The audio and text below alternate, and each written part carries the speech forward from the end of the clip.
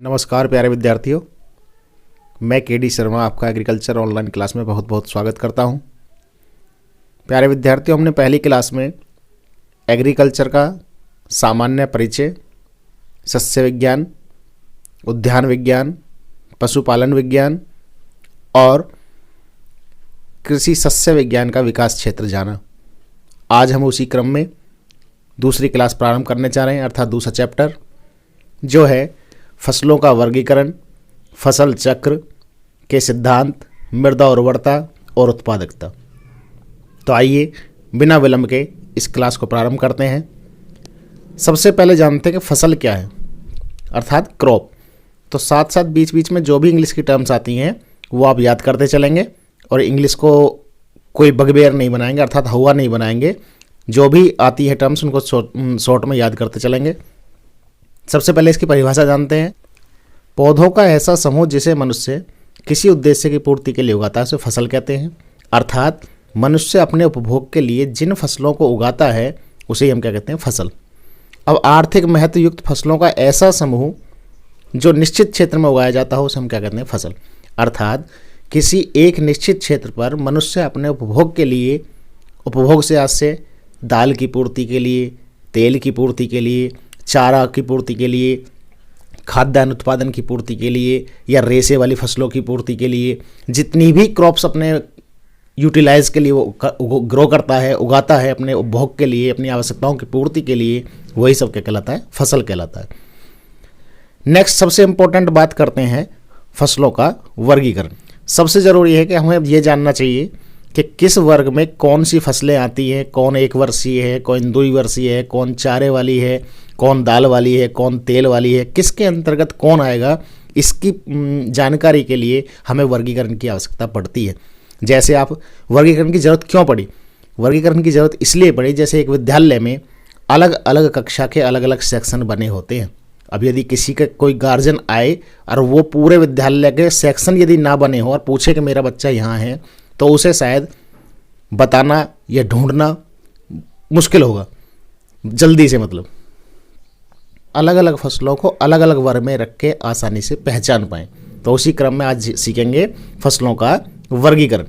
अब फसलों के वर्गीकरण में सबसे पहला है पौधों के जीवन चक्र के आधार पर वर्गीकरण। इन पौधों का जो जीवन चक्र है, जो अपना ये लाइफ साइकिल पूरा करते हैं, बेस ऑन लाइफ साइकिल, ठीक है, classification according to plant life cycle, जो पौधों का जीवन चक्र है उसके आधार पर हम आज पहला वर्गीकरण सीखेंगे।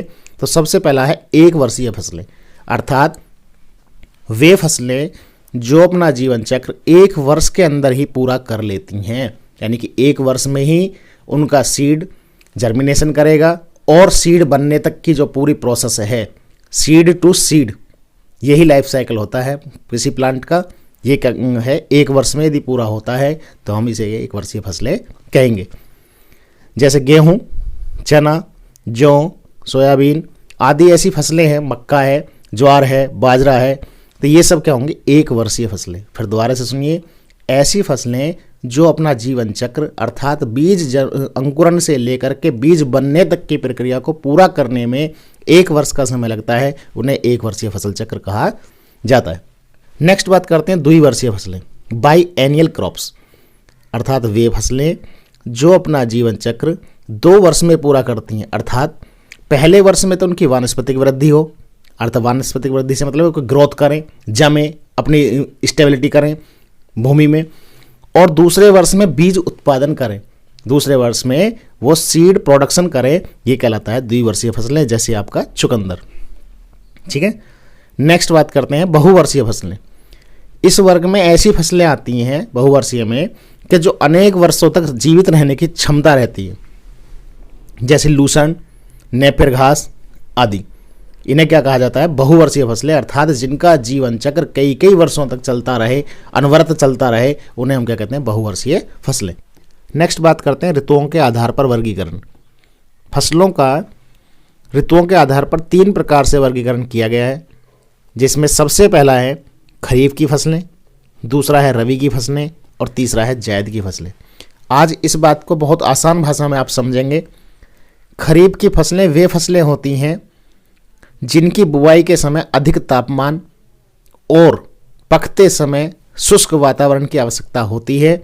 इन फसलों का न्यूनतम तापमान जो होता है वो 15 डिग्री सेंटीग्रेड से 19 डिग्री सेंटीग्रेड तथा अधिकतम जो टेम्परेचर की रिक्वायरमेंट होती है वो 37 डिग्री सेंटीग्रेड से 45 डिग्री सेंटीग्रेड की होती है। अर्थात अब ये तो किताबी भाषा हुई जिसे आप समझने में थोड़ा कठिनाई महसूस करेंगे। तो खरीफ की फसलें वे फसलें होती हैं जब हमारे जुलाई में स्कूल खुलते हैं, क्योंकि पहले सत्र विद्यालय का जुलाई से प्रारंभ होता था। तो जुलाई में जब हमारे विद्यालय खुलते हैं उस समय पे जो फसलें आई हुई होती हैं, आपने देखा होगा उस समय पे धान है, गन्ना है, ज्वार है, बाजरा है, मक्का है, ये जो फसलें चल रही होती हैं वे सभी क्या हैं? खरीफ की फसलें। अर्थात जब जुलाई में विद्यालय खुलते हैं उस समय पे जो फसलें चल रही होती हैं वो क्या होती हैं? खरीफ की फसलें। अब नेक्स्ट बात करते हैं कि खरीफ की फसलें जो हैं वो अधिकतर शॉर्ट डे प्लांट में आती हैं। किस में आती हैं? Short day plant. इस शॉर्ट डे प्लांट का मतलब क्या है कि ऐसी फसलें जिनके पकते समय या उनका पूरा लाइफ साइकिल पूरा होते समय कम प्रकाश दिवस की आवश्यकता होती है, ऐसी फसलों को शॉर्ट डे प्लांट कहा जाता है। अधिकतर खरीफ की फसलें शॉर्ट डे एसडीपी कहलाती हैं। नेक्स्ट है रबी की फसलें।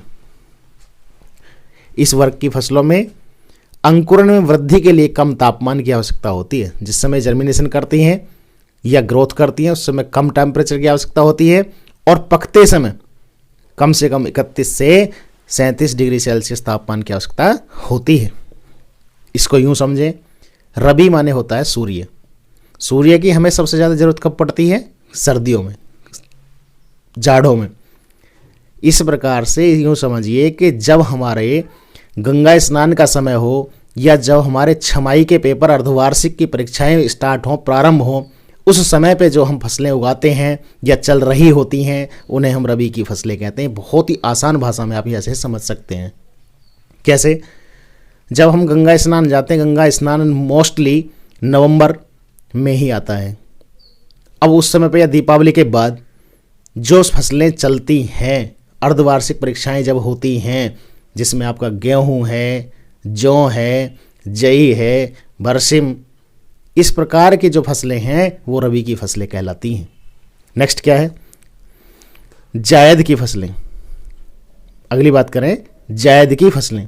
अब इस वर्ग की फसलें अधिक तापमान को सहन करने की क्षमता रखती हैं और साथ ही लू और पाला को सहन करने की क्षमता भी इस प्रकार की फसलों के अंदर होती है। यूं समझें कि जब हमारे बोर्ड एग्ज़ाम होते हैं, अर्थात मार्च के बाद यानी अप्रैल में जब हमारे बोर्ड एग्ज़ाम होते हैं, उस समय पर जो फसलें हम लेते हैं उन्हें हम जायद की फसलें कहते हैं। जैसे खरबूज, तरबूज, ककड़ी, खीरा, मूंग, इस तरह की जो फसलें होती हैं ये हमारी रबी जायद की फसलें कहलाती हैं। तो इस प्रकार से हमने सीखा कि कृषि के अनुसार, सस्य विज्ञान के अनुसार 3 ऋतुएं होती हैं। जिस प्रकार से हम देसी भाषा में, आम भाषा में कहते हैं गर्मी, जाड़े, बरसात, ठीक है, समर, विंटर, रेनी सीजन, उसी प्रकार से सस्य विज्ञान की भाषा में, उसकी लैंग्वेज में 3 फसलें सीजन होते हैं, एक खरीफ, एक रबी और एक जायद। अर्थात खरीफ की मुख्यतः फसलें शॉर्ट डे प्लांट होती हैं और रबी की फसलें मुख्य रूप से लॉन्ग डे प्लांट होती हैं। अर्थात जब उनका हार्वेस्टिंग का समय आता है तो उस समय अधिक प्रकाश दिवस की आवश्यकता पड़ती है। नेक्स्ट बात करते हैं, अगला देखिए, अगला है फसलों का आर्थिक वर्गीकरण, इकोनॉमिकल क्लासिफिकेशन ऑफ क्रॉप्स। फसलों का आर्थिक वर्गीकरण कैसे किया जाएगा कि कौन किस वर्ग में फसलें आती हैं, उसके आधार पर इन्हें आर्थिक वर्गीकरण कहा गया है। फसलों का आर्थिक वर्गीकरण देखें, सबसे पहला है अनाज की फसलें या धान्य फसलें। ये क्वेश्चन यहाँ से आप ध्यान रखेंगे इस धान्य फसलें से कि सीरियल क्रॉप्स कई बार पूछ लिया जाता है किसी एक फसल को देख के कि ये निम्नलिखित में से धान्य फसलें कौन सी नहीं है या निम्नलिखित में से कौन धान्य फसल है। धान्य से मतलब है कि ऐसी फसलें जिन्हें मनुष्य अपने अनाज, रोटी व पशुओं के आहार के रूप में उगाता हो, वही सब हमारे सीरियल क्रॉप्स कहलाती हैं। जैसे अब क्या है, मक्का, ज्वार, बाजरा, गेहूं, जौ, इस प्रकार की जितनी भी फसलें हैं जिन्हें मनुष्य अपने अनाज अर्थात अपने खाने के आटे के रूप में या पशुओं के चारे के रूप में उगाता हो, उन्हें हम धान्य फसल कहते हैं। नेक्स्ट, रेशे वाली फसलें, फाइबर क्रॉप्स। साथ साथ प्यारे विद्यार्थियों, साथ में इनकी जो इंग्लिश टर्म्स होती हैं इनको अवश्य याद रखेंगे। कई बार परीक्षाओं में रेशे वाली फसल ना दे करके आपसे 4 फसल दी होंगी और बस इतना पूछेगा निम्नलिखित में से कौन फाइबर क्रॉप्स है या कौन फाइबर क्रॉप्स नहीं है, कौन सीरियल क्रॉप्स है, कौन सीरियल क्रॉप्स नहीं है, या कौन ऑयल सीड क्रॉप है, कौन कैच क्रॉप है, कौन ट्रैप क्रॉप है। इस प्रकार से कई बार इंग्लिश की टर्म्स दे देता है जहां हमें आते हुए क्वेश्चंस को भी गलत करना पड़ जाता है अंदाजा लगा के। तो याद करेंगे फाइबर क्रॉप्स। अब इस वर्ग में कौन सी फसलें आती हैं? इस वर्ग में वे फसलें आती हैं जिनसे हम अपने जीवन उपयोगी वस्तुएं अर्थात कपड़े की पूर्ति के लिए जो फसलें उगाते हैं उन्हें हम क्या कहते हैं? फाइबर क्रॉप्स, जिनसे रेशे प्राप्त होते हैं, जूट, पटसन। नेक्स्ट है दलहनी फसलें, पल्स क्रॉप। साथ में आप इंग्लिश की टर्म को अवश्य याद करेंगे, इसको कहते हैं पल्स क्रॉप। पल्स का अर्थ एक नाड़ी भी होता है, पल्स का अर्थ दाल भी होता है, तो दाल वाली फसलें। अब इस वर्ग में उन फसलों को हम रखते हैं जिनसे हमें दाल की प्राप्ति होती है, अर्थात जो हमारी प्रोटीन का मुख्य स्रोत होती हैं।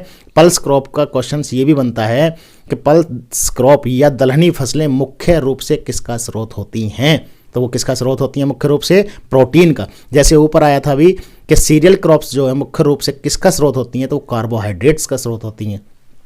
नेक्स्ट, तो इस वर्ग में कौन सी फसलें आती हैं? चना, मटर, मूंग, उड़द, अरहर, सोयाबीन, मसूर। इस प्रकार की फसलों को आप क्या कहेंगे? दलहनी फसलें। और याद रखेंगे कि दलहनी फसलों को द्विबीजपत्री फसलें भी कहा जाता है, जिनके बीज 2 भागों में, 2 दालों में टूट जाते हैं, वो द्विबीजपत्री फसलें कहलाती हैं या द्विबीजपत्री बीज कहलाते हैं।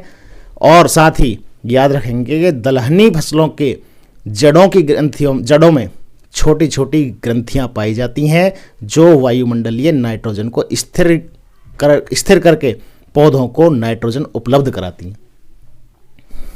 ठीक है। तिलहनी फसलें, ऑयल सीड क्रॉप्स। इस वर्ग में वे फसलें आती हैं जिन्हें मनुष्य अपने उपभोग की पूर्ति के लिए अर्थात तेल की पूर्ति के लिए उगाता है। सबसे पहले फसल की एक ही परिभाषा आपने सीखी कि फसल वो है जिसे मनुष्य अपने उपभोग के लिए उगाता है। अब उस उपभोग में उसको ज़रूरत आटे की भी होगी, तेल की भी होगी, मीठे की भी होगी, मसालों की भी होगी। कहने का आशय है कि जो भी उपभोग के लिए मनुष्य फसलों को उगाता है वही फसल कहलाती हैं। अब इसमें अगला है तिलहनी फसलें, अर्थात वे फसलें जिन्हें मनुष्य तेल की प्राप्ति के लिए उगाता है उन्हें हम ऑयल सीड्स क्रॉप कहते हैं। जैसे सूरजमुखी, सरसों, राई, सोयाबीन, अलसी, मूंगफली, तिल, ये सब क्या हैं? ऑयल सीड्स क्रॉप हैं। नेक्स्ट, सब्जी की फसलें, वेजिटेबल्स क्रॉप्स। इसमें आपको ज़्यादा बताने की बात ही नहीं है कि अर्थात ऐसी फसलें जिन्हें मनुष्य अपनी सब्जी की पूर्ति के लिए, आपूर्ति के लिए ग्रो करता है, उसे हम वेजिटेबल्स क्रॉप्स कहते हैं। भिंडी, लौकी, तोरई, खीरा या आपका पालक, मेथी, मूली, आलू, गोभी, ये सब क्या कहलाते हैं? Vegetables crops. आगे देखिए, बात करते हैं शर्करा की फसलें, शुगर क्रॉप्स, अर्थात ऐसी फसलें जिन्हें मनुष्य मीठे या शर्करा या चीनी या शुगर की पूर्ति के लिए उगाता है, उन्हें हम शुगर क्रॉप्स या शर्करा की फसलें कहते हैं। शर्करा का मतलब ये है मीठे से, चीनी से। जैसे गन्ना, चुकंदर, ये सब किस में आती हैं? शुगर क्रॉप्स में, अर्थात शर्करा वाली फसलों में।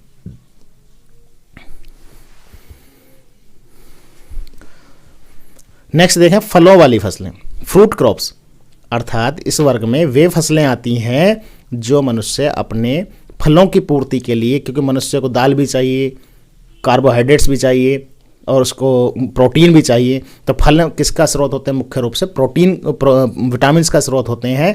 दालें किसका स्रोत होती हैं? प्रोटीन्स का स्रोत होती हैं। खाद्यान्न फसलें किसका मुख्य स्रोत होती हैं? कार्बोहाइड्रेट्स का होती हैं। तो उसी क्रम में फल वाली फसलें वे फसलें होती हैं जिन्हें मनुष्य अपने उपभोग में प्रोटीन के साथ साथ विटामिन्स की पूर्ति करने के लिए ग्रो करता है। जैसे खरबूजा, तरबूज, खीरा, ककड़ी, चीकू, सेब, संतरा, मौसमी, ये सब किस में आती हैं? फलों वाली फसलों में। है उद्दीपक फसलें, ये परीक्षा की दृष्टि से इंपॉर्टेंट है। ये कई बार प्रतियोगी परीक्षा में पूछ लेता है कि निम्नलिखित में से कौन उद्दीपक फसल नहीं है या कौन उद्दीपक फसल है। दो ही प्रकार से क्वेश्चन बनता है, या तो 4 विकल्प दे के पूछेगा कौन नहीं है या इनमें से कौन है। तो उद्दीपक से मतलब है कि ऐसी फसलें या ऐसे उत्पाद जिनका उपभोग करने से मनुष्य के अंदर उत्तेजना, अर्थात उसको कहीं ना कहीं ब्लड सर्कुलेशन बढ़ जाए या एक्टिविटी आ जाए, उन्हें हम क्या कहते हैं, उद्दीपक फसलें। जैसे चाय, तंबाकू, पोस्ता, कॉफ़ी, इस प्रकार की जो फसलें हैं किसमें आएंगी, उत्तेजक फसलों में आएंगी, उद्दीपक फसलों में आएंगी, जिनसे मनुष्य को उत्तेजना मिलती है, अर्थात वो कहीं ना कहीं जो लेजीनेस है उसको समाप्त करती है। नेक्स्ट है चारे की फसलें, फूडर क्रॉप्स, इसको भी विशेष याद रखेंगे, फूडर क्रॉप्स। इस वर्ग में वे फसलें आती हैं जिन्हें मनुष्य, क्योंकि देखिए कृषि जब मनुष्य करता है तो कृषि में फसलों के उत्पादन के साथ साथ मनुष्य पशुपालन भी करता है, और पशुपालन को रखने के लिए उनको चारे की आवश्यकता होती है, और उस चारे की पूर्ति के लिए जितनी भी फसलें उगाता है उसे हम चारे वाली फसलें कहते हैं। जैसे मक्का, ज्वार, बाजरा, बरसिम, जई, लूसन, ये सब किस्में आती हैं चारे वाली फसलें जो पशुओं के लिए मुख्य साधन होती हैं। नेक्स्ट बात करते हैं मसाले वाली फसलें, कंडीमेंट्स एंड स्पाइसेस। ठीक है, मसाले वाली फसलें अर्थात वे फसलें जिन्हें मनुष्य मसाले के रूप में प्रयोग करता हो, जो रसोई में जितने मसाले प्रयोग किए जाते हैं वो सब क्या कहलाती हैं, मसाले वाली फसलें कहलाती हैं। देखिए भारत मसालों का देश कहा जाता है। भारत में ऐसा कहा जाता है कि जो रसोई थी उस रसोई में पूरा आयुर्वेद निवास करता था। जितने भी हमारे मसाले हैं वो सब कहीं ना कहीं आयुर्वेदिक दृष्टि से मनुष्य के उपभोग के लिए, मनुष्य के स्वास्थ्य के लिए बहुत बेनिफिशियल थे। लेकिन अब धीरे धीरे क्या है कि व्यक्ति मॉडर्न एज में, अर्थात इस आधुनिक युग में, भौतिकवाद में, उन सब को भूल करके नई नई चीज़ों को अपना रहा है। पिज़्ज़ा, बर्गर, चाउमीन, इनमें पहुंच रहा है, जबकि जो हमारी वास्तविक रसोई थी वो कहीं ना कहीं पूरा का पूरा आयुर्वेद से भरा हुआ था। बाघ भट्ट जी ने कहा है कि जो भारत में, भारत की संस्कृति में रसोई थी वो ही सच्चा आयुर्वेद था।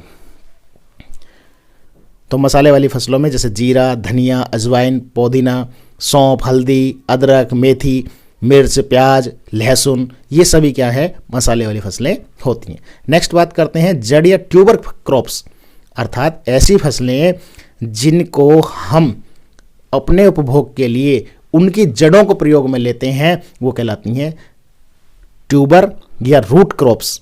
जैसे गाजर, चुकंदर, सलजम, मूली। अब ये गाजर, मूली, सलजम, चुकंदर भी जो हैं ये मॉडिफाइड रूट हैं, ये भी रूपांतरित मूल हैं। रूपांतरित मूल से आशय है कि वे मूल जो भोजन संचय करने के कारण अपना आकार परिवर्तन कर लेती हैं, उन्हें हम रूपांतरित मूल कहते हैं, मॉडिफाइड रूट्स कहते हैं। कई बार क्वेश्चन पूछ लेता है कि मूली क्या है, तो मूली एक रूपांतरित जड़ है। कई बार क्वेश्चन पूछता है कि हल्दी क्या है, तो रूपांतरित तना है। अदरक क्या है, रूपांतरित तना है, जिसे प्रकंद कहते हैं।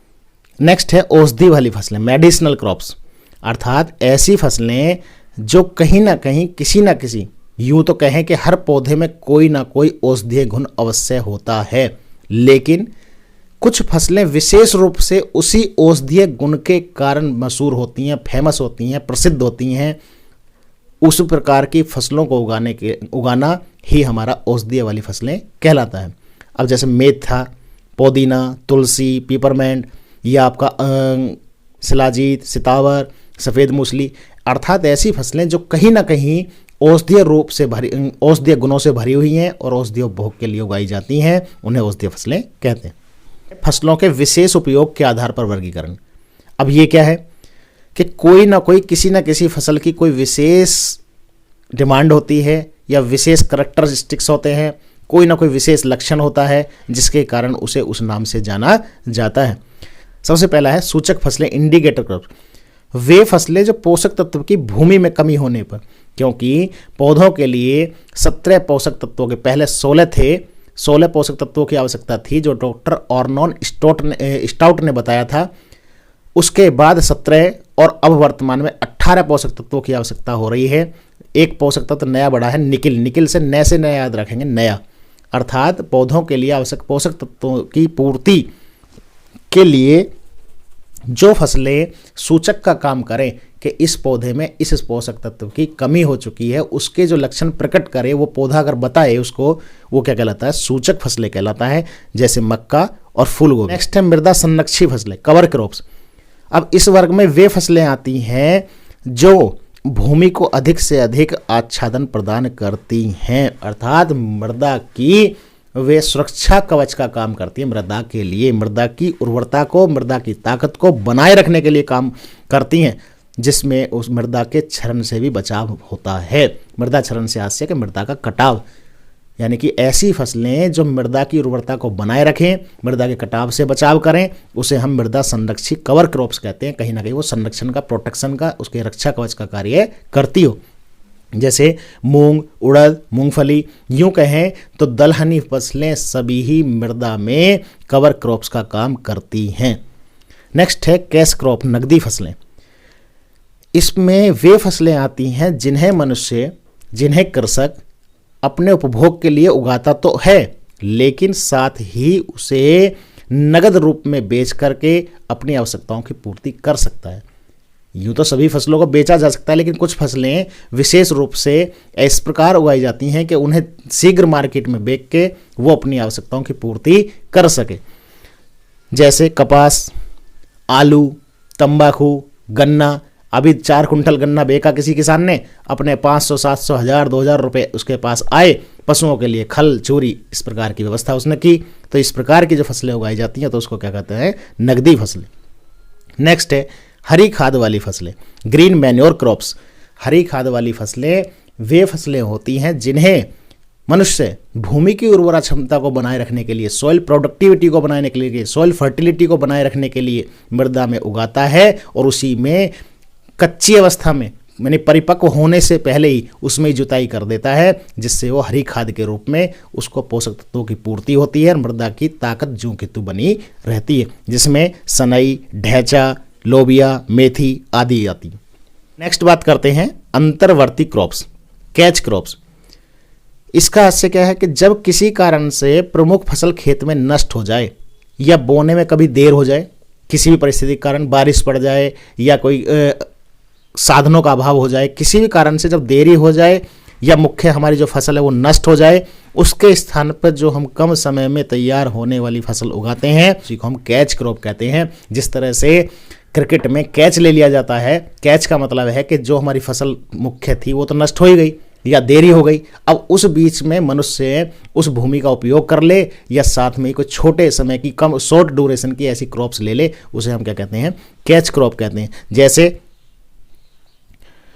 मूंग, तोरिया, लाहा, इसमें मुख्य 2 फसलों के बीच में कोई शीघ्र तैयार होने वाली फसलें भी ले ली जाती हैं, उन्हें क्या कहते हैं? अंतर्वर्ती क्रॉप्स। जैसे मक्का और गेहूं के बीच में कम समय में तोरिया ले लिया जाए तो इसे क्या कहेंगे हम? Catch crop. नेक्स्ट है कीट आकर्षक फसलें, ट्रैप क्रॉप्स। ये बहुत इंपॉर्टेंट है परीक्षा की दृष्टि से। कितनी बार पूछता है कि भिंडी क्या है, कितनी बार क्वेश्चन पूछा है कि भिंडी क्या है, तो भिंडी एक ट्रैप क्रॉप है, अर्थात कीट आकर्षक फसल है। अर्थात ऐसी फसलें जिन्हें मनुष्य मुख्य फसल के चारों तरफ उगा के उनसे कीटों की रक्षा करता हो, उसे क्या कहते हैं? कीट आकर्षक फसलें। जैसे कपास की फसल को गुलाबी कीट से बचाने के लिए कपास के और चारों ओर भिंडी लगा दी जाए तो भिंडी हमारे लिए एक टैप क्रॉप का कार्य करेगी, अर्थात कीट आकर्षक फसल का कार्य करेगी कि जो भिंडी बाहर की तरफ हैज के रूप में लगी हुई है वो कीटों को अपनी ओर आकर्षित कर लेगी, और जो मुख्य फसल कपास है वो हमारी सुरक्षित बनी रहेगी। सीमांत या प्रहरी क्रॉप्स अर्थात गार्ड क्रॉप्स। गार्ड से तो आप समझ गए होंगे, गार्ड जो होता है वो रक्षा ही करता है, बाहर खड़ा रहता है, कोई अंदर ना आए तो उससे रक्षा करता है। इसी प्रकार से जो मुख्य फसल है उसके चारों तरफ जो हम कोई फसल इस प्रकार से लगाएं कि जो मुख्य फसल सुरक्षित रहे, उसे हम गार्ड क्रॉप्स कहते हैं। जैसे गन्ने के चारों ओर पटसन लगा दिया जाए या अरहर उगा दी जाए तो क्या होगा? Guard crops. नेक्स्ट है सहचर या सहयोगी फसलें, कंपेनियन क्रॉप्स। जब एक ही मौसम में 2 फसलें इस प्रकार उगाई जाती हैं कि दोनों फसलों के बीज अलग अलग पंक्तियों में हो, जिसमें एक दूसरे की उपज को कोई हानि ना हो। कहने का आशय है एक ही समय में 2 फसलें इस प्रकार उगाई जाए कि दोनों की अलग अलग रो, पंक्ति अलग अलग हों और दोनों के आपस में कोई कंपटीशन ना हो, दोनों को आपस में कोई प्रतिद्वंदता ना हो। जैसे मक्का की 2 पंक्तियों के बीच एक पंक्ति उड़द की उगा दी जाए तो इसे हम कहते हैं सहचर फसलें या सहयोगी फसलें, जो दूसरे का सहयोग करती हैं। नेक्स्ट है पोषक फसलें, नर्स क्रॉप।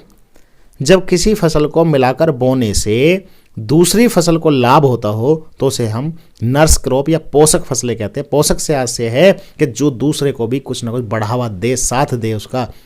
जैसे गेहूं के साथ चना बोने से गेहूं और चने दोनों को लाभ होता है, क्योंकि चना वायुमंडलीय है, नाइट्रोजन का स्थिरीकरण करता है दलहनी फसल होने के नाते, और गेहूं को नाइट्रोजन की पूर्ति हो जाती है। इसलिए चना किस रूप में आएगा? चना गेहूं के लिए एक पोषक का कार्य करता है, इसलिए वो क्या कहलाएगा? पोषक फसल। नेक्स्ट है वृद्धि कारक फसलें, वृद्धि ऑगमेंटिंग क्रॉप्स।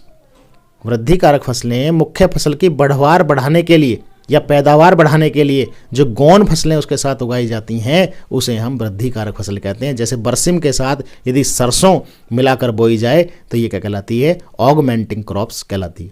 नेक्स्ट है नाभीय फसलें, हब क्रॉप्स। इसका से क्या? किसी क्षेत्र के फसल चक्र में सबसे अधिक आर्थिक लाभ देने वाली फसल को नाभिकीय फसल कहते हैं। जैसे शहरों के निकट सब्जी की फसलें, आपने देखा होगा कि शहरों के निकट ज़्यादातर सब्जियों की फसलें उगाई जाती हैं, तो इन्हें कहते हैं नाभीय फसलें, हब क्रॉप्स।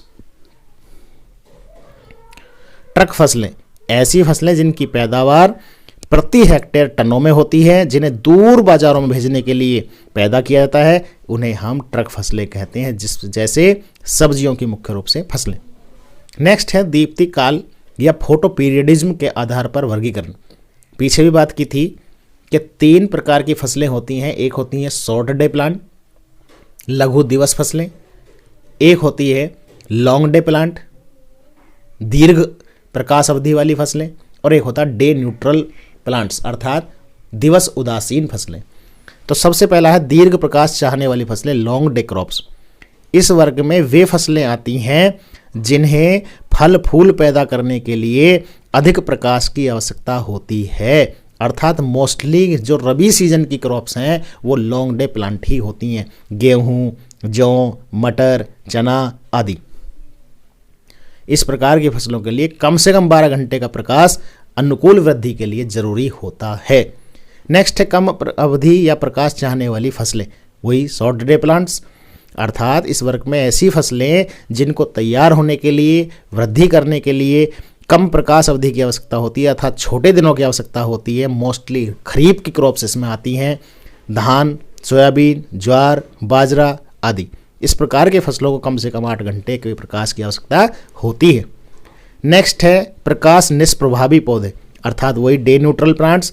इस वर्ग में वे फसलें आती हैं जिनका पुष्पन पर, फलन पर, ग्रोथ पर या जर्मिनेशन पर या वेजिटेटिव क्वालिटी मेंटेन करने के लिए, अर्थात किसी भी प्रकार की क्रिया पर प्रकाश का कोई सीधा प्रभाव नहीं पड़ता, जैसे सूरजमुखी और आपका कपास यानी कि सनफ्लावर और कॉटन। नेक्स्ट बात करते हैं फसलों का वानस्पतिक वर्गीकरण, बोटेनिकल क्लासिफिकेशन। ये सबसे इंपॉर्टेंट है क्योंकि हमें पता होना चाहिए किस वर्ग में या किस कुल में कौन फसलें आती हैं। अधिकतर प्रतियोगी परीक्षाओं में एक क्वेश्चन अवश्य पूछता है कि इसका कुल क्या है या यह किस कुल से संबंधित फसल है। फूल गोभी, गांठ गोभी, बंद गोभी, ज्वार, बाजरा, मक्का, गेहूं, उड़द, किसी भी एक फसल को देकर आपसे पूछेगा कि ये किस कुल से संबंधित है। तो देखते हैं सबसे पहले घास कुल। घास कुल को हम कहते हैं ग्रेमनी कुल, और ग्रेमनी का ही नाम क्या है? पोएसी कुल। तो गेहूं, धान, मक्का, ज्वार, जितने भी घास परिवार के पौधे हैं वो सब किस में आते हैं? घास कुल वाले पौधे में। जितने भी घास कुल के पौधे वो किस में आएंगे? ग्रेमनी या पोएसी में। घास कुल का सबसे बड़ा पौधा जो है वो कौन है? बैम्बू अर्थात बांस है। नेक्स्ट है मटर कुल, लेग्यूमिनेसी। लेग्यूमिनेसी इसे दाल वाली फैमिली भी कहते हैं, जिसमें सभी पल्स क्रॉप्स आती हैं, दाल वाली फसलें आती हैं, जो मुख्य रूप से किसका स्रोत होती हैं? प्रोटीन का। और यही सारी फसलें द्विबीजपत्री में आती हैं, जैसे मटर, चना, मूंग, मसूर, अरहर। और ये पल्स क्रॉप ही वायुमंडल की नाइट्रोजन को स्थिर करके पौधों को उपलब्ध कराती हैं, इसलिए पल्स क्रॉप को कम नाइट्रोजन की आवश्यकता होती है। आइए नेक्स्ट देखते हैं सरसों फल। नेक्स्ट है सरसों कुल, ब्रेसिकेसी अर्थात क्रूसीफेरी फैमिली। क्रूसीफेरी फैमिली। जब हम बॉटनी में क्रूसीफेरी कुल का अध्ययन करते हैं तो मेन क्रॉप्स के रूप में या मेन प्लांट के क्लासिफिकेशन के रूप में या मेन प्लांट के आइडेंटिफिकेशन के रूप में हम सरसों को ही चूज करते हैं, मस्टर्ड को ही चूज हम उसमें करते हैं। मस्टर्ड के पौधे का पूरा अध्ययन करते हैं, उसके पुष्पक्रम का, पुष्प का, फ्लावर फॉर्मूले का, फ्लावर डायग्राम का, उसी का अध्ययन करते हैं। सरसों, फूल गोभी, पत्ता गोभी, गांठ गोभी, राई, मूली, सलजम, ये सब किसमें आते हैं? क्रूसीफेरी फैमिली में। नेक्स्ट है कपास कुल, जिसे मालवेसी कहते हैं। तो मालवेसी में कपास है, भिंडी है, गुड़हल है, पटसन है। अब यहाँ पे एक बात बहुत ज़रूरी है जो हम अगली क्लास में चर्चा करेंगे कि किस कुल में कौन फसल आती है, और साथ के साथ यदि आपने ये याद किया कि किस कुल में कौन फसल आती है और किस फसल का क्या वानस्पतिक नाम है अर्थात बॉटनिकल नाम है, ये दोनों बात बहुत इंपॉर्टेंट है। यहाँ से 1 से 2 क्वेश्चन अवश्य बनेगा, क्योंकि वो किसी भी फसल को दे के पूछेगा ये किस कुल से संबंधित है, या फिर किसी फसल को देके पूछेगा कि इसका वानस्पतिक नाम क्या है, या फिर वानस्पतिक नाम दिया होगा और पूछेगा ये किस फसल का वानस्पतिक नाम है। जैसे कैजेनस खजान दे दिया जाए और आपसे पूछे बताओ किस फसल का बॉटनिकल नाम है, तो ये किसका है? अरहर का है। अगला है आलू कुल। आलू कुल में क्या है कि सोलेनेसी फैमिली में आते हैं, इसे सोलेनेसी कुल कहा जाता है, जिसमें आलू, बैंगन, तंबाकू, मिर्च, टमाटर इस प्रकार से आते हैं। नेक्स्ट है कद्दू परिवार, कुकुरबिटेसी। जितनी भी बेल वाली सब्जी हैं वो सब किस में आती है? कुकुरबिटेसी में। तरबूज, खरबूज, खीरा, ककड़ी, लौकी, कद्दू, तोरई, इस तरह से। प्याज कुल लिलिएसी, प्याज और लहसुन किस में आते हैं? दोनों लिलिएसी फैमिली में आते हैं। जूट कुल को क्या कहते हैं? टिलिएसी। क्या कहते हैं? टिलिएसी। इसमें जूट और सनई जो मुख्य रूप से रेसे वाली फसलों के रूप में उगाई जाती हैं। नेक्स्ट है अलसी कुल, लिनिएसी। इसमें कौन आता है? अलसी आता है। लिनसीड, लिनसीड में दस्तावर गुण होते हैं, अर्थात ये रेचक का काम करती है। जब पशुओं में अफारा आ जाता है या पशुओं में जो बंद लग जाता है कई बार, तो इसमें दस्तावर के रूप में अलसी को प्रयोग किया जाता है। नेक्स्ट है अरंडी कुल, यूफोरबिएसी। इसमें अरंडी कैस्टर है, हजारदाना, दूधी, इस प्रकार की जो फसलें हैं यूफोरबिएसी में आती हैं। नेक्स्ट है गाजर कुल, अम्बलीफेरी। गाजर, सौंफ, धनिया, जीरा, ये सब किस में आती हैं? अम्बलीफेरी में। नेक्स्ट है चीनोपोडिएसी अर्थात चुकंदर कुल। चुकंदर है, बथुआ है। बथुआ एक खरपतवार भी है और मनुष्य के उपभोग के रूप में भी इसको प्रयोग किया जाता है। नेक्स्ट है तिल कुल, पेडिलिएसी। इसमें नेक्स्ट है कृषि महत्व के आधार पर वर्गीकरण। अब कृषि महत्व के आधार पर वर्गीकरण है तो उसमें है सबसे पहला बीज के आधार पर। तो बड़े बीज वाली फसलें होती हैं, कुछ छोटे बीज वाली होती हैं, कुछ मध्यम आकार की होती हैं, जैसे मटर, मक्का, चना, कपास, ये सब किस में आती हैं? बड़े बीज वाली फसलों में। छोटे बीज में कौन आती हैं? जैसे बरसिम, तंबाकू, बाजरा, इस प्रकार। और जो मीडियम साइज क्रॉप्स होती हैं, मीडियम साइज्ड सीड क्रॉप्स होती हैं, जैसे गेहूं है, जौ है, ज्वार है, इस प्रकार की। नेक्स्ट है जड़ों की गहराई के आधार पर वर्गीकरण। जड़ों की गहराई के आधार पर वर्गीकरण, जड़ों को जानेंगे आप जब हम बॉटनी में पढ़ेंगे। तो जड़ 2 प्रकार की होती हैं, मूसला मूल और अपस्थानिक मूल। और उनकी गहराई के आधार पर कितना डीप है, कितना हॉलो है। सबसे पहला है उथली जड़ वाली फसलें, जैसे तोरिया, धान, आलू आदि। उथली से मतलब है कि जिनकी जड़ बहुत कम गहराई तक बहुत कम गहराई तक नीचे पहुंचती हैं। कम गहरी जड़ वाली जैसे गेहूँ, मूंगफली, बरसिम आदि। और गहरी जड़ वाली जो डीप बहुत गहरा तक चली जाती हैं वो कौन सी होंगी? अरहर, मक्का, कपास, चुकंदर। अधिक गहरी जो इनसे भी ज़्यादा गहरी, एक तो डीप हो गया और एक बहुत ज़्यादा डीप हो जाए, उसे क्या कहेंगे? जैसे गन्ना और अरहर आदि। नेक्स्ट बात करते हैं जल की आवश्यकता के आधार पर वर्गीकरण। हर फसल को की जो वाटर रिक्वायरमेंट है उसके आधार पर उनका क्लासिफिकेशन किया गया है। कुछ क्रॉप्स ऐसी होती हैं जिन्हें बहुत ज़्यादा वाटर रिक्वायरमेंट की ज़रूरत होती है, कुछ फसलें ऐसी हैं जिन्हें बहुत कम पानी चाहिए, तो उसके आधार पर वर्गीकरण है। पहला है कम सिंचाई चाहने वाली फसलें, जैसे चना, मटर। आप यदि इन्हें सूखे में भी बो देंगे और कभी कभार कोई पानी मिल जाए या बारिश हो जाए तब भी ये ग्रो कर जाती हैं। दूसरा है औसत, एवरेज वाटर रिक्वायरमेंट या इरिगेशन रिक्वायरमेंट वाली जो फसलें हैं, जैसे गेहूं में आप जानते हैं 6 सिंचाई की आवश्यकता होती है, और 6 भी उपलब्ध ना हो तो प्रथम सिंचाई 25 से 30 दिन बाद जो CRI स्टेज पर दी जाती है, जिसको कहते हैं क्राउन रूट इनिटेशन, अर्थात ताज मूल निकलते समय या बनते समय जो सिंचाई की जाती है वो बहुत इंपॉर्टेंट इसमें होती है। इस स्टेज को अधिकतर पूछा जाता है। अगला है अधिक सिंचाई चाहने वाली फसलें, जैसे आलू है, गन्ना है, इनमें बहुत ज़्यादा पानी की आवश्यकता होती है, बहुत ज़्यादा इरीगेशन की आवश्यकता होती है, इसलिए ये जहाँ पर्याप्त मात्रा में सिंचाई के साधन उपलब्ध हैं वहीं पर उगाई जाती हैं। नेक्स्ट है अधिक पानी चाहने वाली फसलें, जैसे जूट, धान। नेक्स्ट है सूखा सहन करने वाली फसलें। कुछ फसलें ऐसी भी होती हैं जो ड्रोट रेजिस्टेंस होती हैं, अर्थात सूखे को भी सहन कर जाती हैं, जैसे ज्वार और बाजरा। बाजरा आपने देखा राजस्थान इसका हब है, राजस्थान में बाजरा इसीलिए उगाया जाता है कि वहाँ डेजर्ट है, अर्थात सूखा है, रेगिस्तान है, तो वहाँ पे इसको ग्रो कर सकते हैं आसानी से। नेक्स्ट है मृदा पीएच के आधार पर। मृदा पीएच के अकॉर्डिंग टू सोइल पीएच, कुछ मृदा पीएच के आधार पर भी फसलों को बांटा जाता है। जैसे एक होती है एसिडिक सॉइल्स, अम्लीय भूमि, जैसे आलू, राई, ऊसर भूमि, जैसे ढैंचा, बरसिम आदि। तो प्यारे विद्यार्थियों, हमने इस प्रकार आज अपना फसलों का वर्गीकरण सीखा। किस वर्ग में कौन फसल आती है, कौन किस कुल से संबंधित है, कौन किस उपभोग से संबंधित है। नेक्स्ट क्लास में हम बात करेंगे फसल चक्र और फसल चक्र के सिद्धांत। तो कृपया इसको अपना नोट करिए, साथ के साथ पढ़िए, बार बार वीडियो को देखिए, पॉज करके फिर पीछे से रिट्रीट करके वीडियो को देखिए, और जहाँ भी कहीं आपको लगता है कि यहाँ कोई शंका है तो आप मुझे कमेंट बॉक्स के माध्यम से अवश्य अवगत कराएं। इसी आशा के साथ बहुत बहुत धन्यवाद। Thank you very much.